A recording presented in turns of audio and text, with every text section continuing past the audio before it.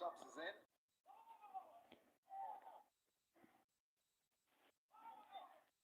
25 years old, full matches, 520 runs. It's a fledgling career, average of 27.37. Huge opportunity for Tristan Stubbs to make it up for the failures during the first test match and that drop catch in the first over.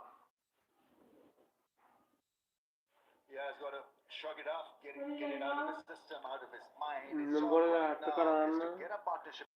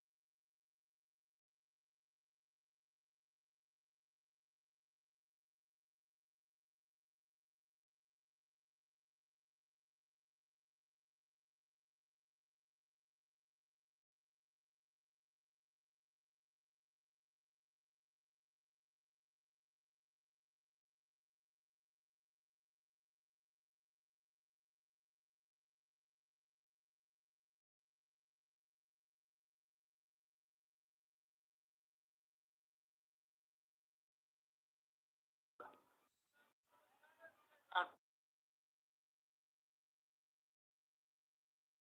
fourth, release the ball.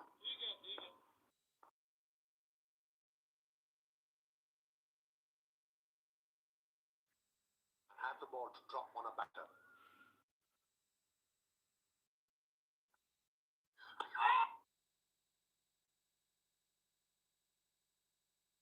Yeah, I mean,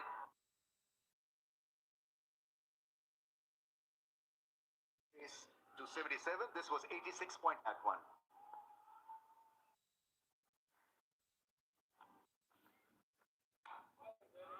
That's where he makes the difference.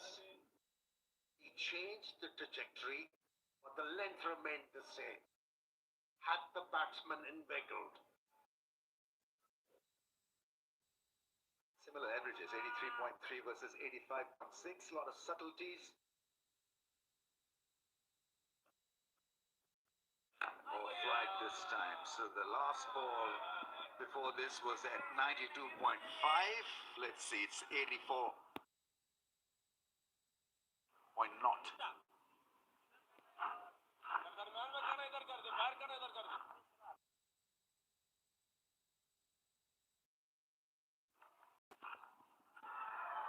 As a batsman, you need to be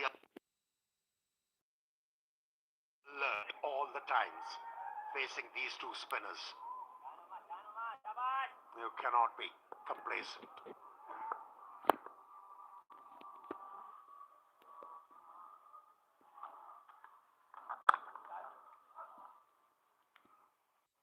Picks up a single, read the lack of spin on that one quite nicely.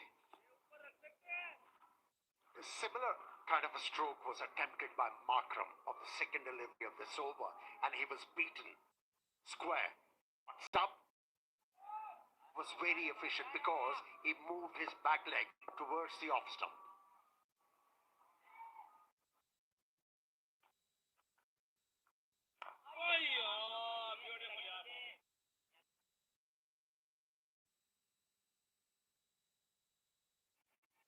Certain bowlers that you enjoy watching, Noman Ali is certainly one of them.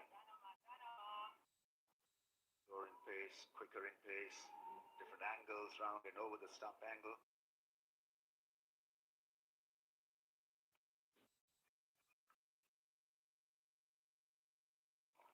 Beauty got the outside edge.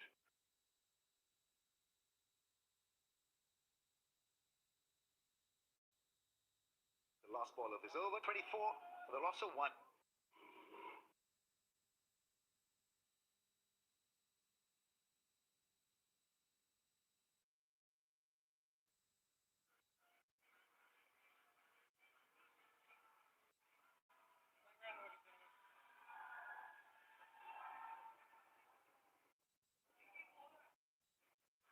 Wicket for Shaheen Shah Afridi. A big wicket. Rickelton was hunting nicely, nicked off. South Africa know the importance of the first innings. Pakistan winning the toss, getting over 300. He has to bat long, somebody has to bat big, ensure that they're in the game come the second innings. Stubbs faces up. Close leave, but it's been a good opening burst from Shaheen Shah Afridi. Yeah, it's been really good. Tristan Stubbs needs to understand that it's not that kind of pitch where you can leave like he did in that fashion. He needs to be a bit more wary than that, maybe get across the stumps a bit more. Because it is, unfortunately, in the subcontinent, you do get the odd delivery that stays down.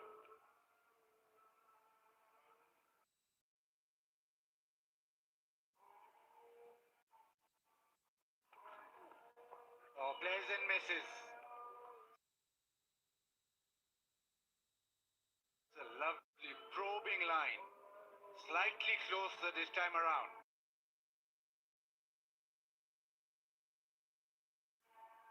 He's definitely got the award for the most improved. It's the right hand, you're thinking it's going to come back, you push outside the off stump, just a little bit of away movement. Beats the edge. Stuff's just searching. Hasn't been in the best of touch, particularly in the test arena.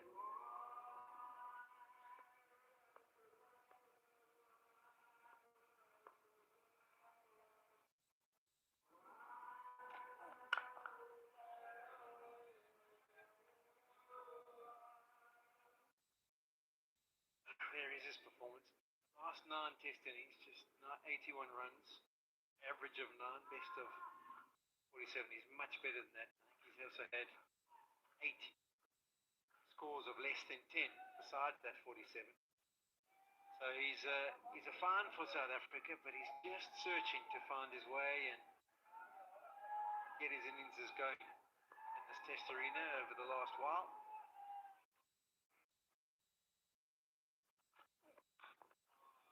Interesting that he's been pushed up the order, maybe just because of the conditions.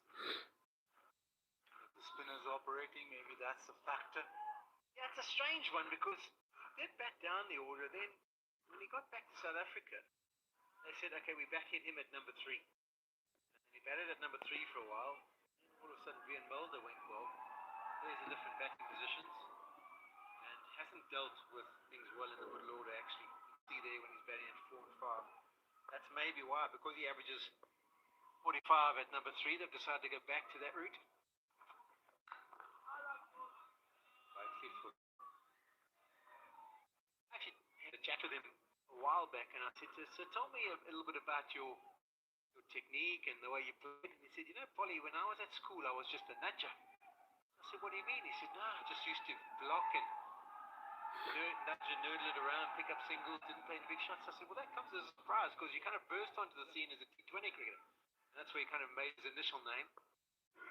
And he said, no, he loves the longer format and loves to spend time at the crease. Leaves that. And nudges.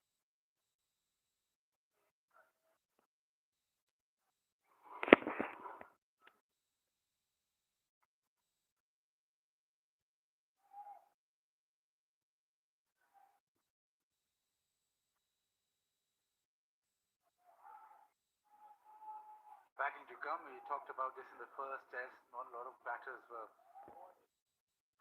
average over 40.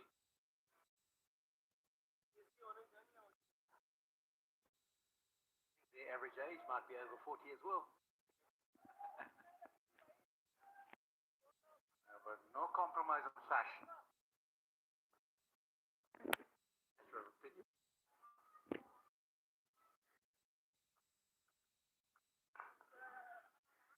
Push it down the ground. Now, Markram is so important to this South African batting lineup. Yeah, he is, and those kind of singles are so important as well. You've got to keep that scoreboard ticking over. You can't allow Pakistan just to build the pressure. We saw what happened yesterday. On just probing. The second innings, 9 wickets fell to the far bowlers. 5 for Salani, 4 for Shine Shafri. Yes, they might be turned, it might be the ball that picks up. There's still something for the fast bowlers. They can work with the reverse swing. Surprised that the fast bowlers will do this good job at it. Yeah, because I was focusing on the previous test match of South Africa and Pakistan. The fast bowlers didn't have an impact. We talked about it just This is like the main highway. Throughout the ground, it's flat and laughter.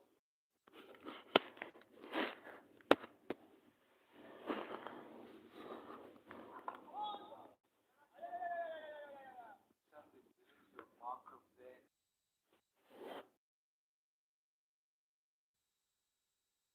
Now he's captain. About settings, all that, but once he's starting there, he comes to the party in South Africa. Asif Afridi. Asif Afridi. 38 years young. He's quite accurate. He does bowl the arm ball, but his speed nervy times. 38 years and 300 days. So basically, closer, a lot closer to 39. The big surprise for me, now you need to explain to me, how do you only play 58 first-class games in 38 years? He started off late, got banned for a year or so in between as well. So that's why you look at those numbers and you think it's not played enough. He widely recognized as a white ball bowler, a very good white ball bowler, but last couple of seasons he's really come on. In first class cricket, got 80 wickets in the last 2 seasons, so he's made his way into the side. But yeah, it is surprising. You look at his age and look at the numbers, first class numbers, matches. But what he'll do is just keep it very straight and very accurate. Largely relies on his arm ball to get wickets.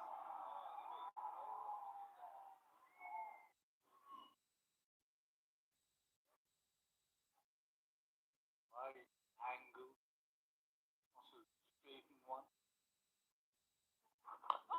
That's the delivery that he's working at. Just on that, made his first class debut 2009. So late end.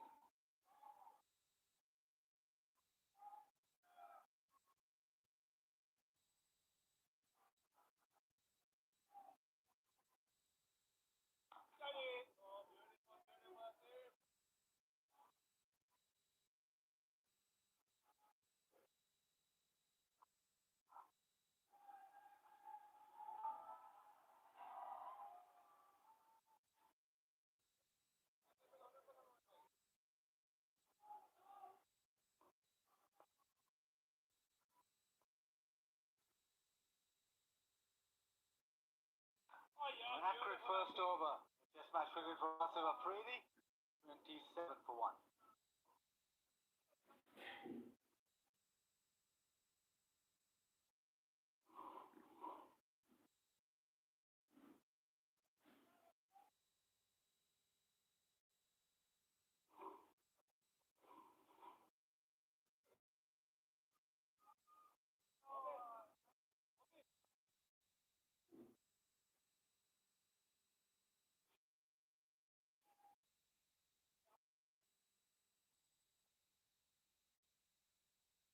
Not a 5 of 28.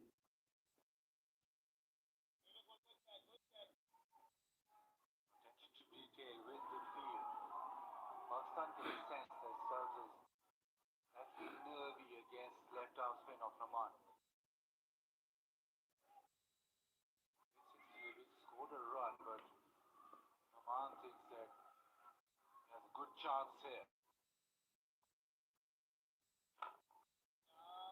But I played a reverse sweep in the order, didn't he? Trying to pick up the scoring rate. I just think the orthodox paddle might be an option as well. No short 45 on the left side, no one there. Can just get down. It's a pretty riskless shot compared to reverse sweep. You just get down low and just help it on its way to that leg side, just to rotate strike.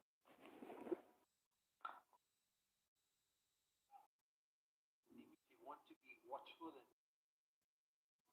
calculated and conventional, so we'll give him that. 3 of 21. Feels under the pressure of not scoring in the last 9 innings. He's trying to come up with a plan. So he's going to have to fight through this initial 45 minutes an hour. Decided that the conservative approach is probably his best.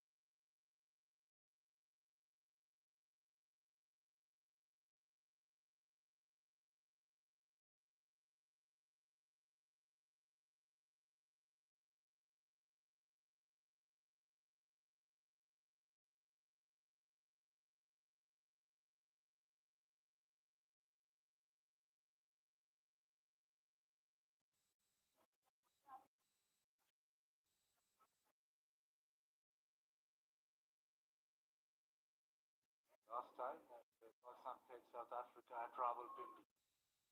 After got 100 in that second inning. Rizwan also got 100. 95 for 60 and Shafiri got 4 wickets, so 9 wickets shared by the fast bowlers in the final inning.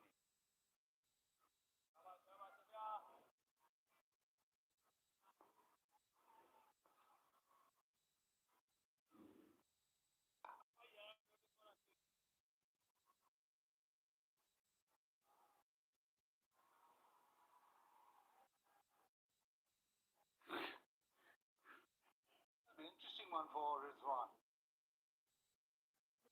Put behind the stumps. Oh, head down the ground. He knows that's not spinning too much, so you can hit it just towards mid-on. Yeah, this is proper, mate, Markham. You got the feeling that he was sweating on the delivery, that he could be aggressive with and put the bowler under some pressure, obviously making his debut. And the modern cricketer, when they play the T20 format, they look for these kind of deliveries. As soon as it's slightly over pitch, they know they don't have to use their feet, and they've got into a frame of mind with themselves. If it's slightly over pitch, it doesn't matter whether there's people posted back or not. They just believe that if they get the full swing of the bat, hit the ball out the middle, it'll go the whole way. That was exquisitely played.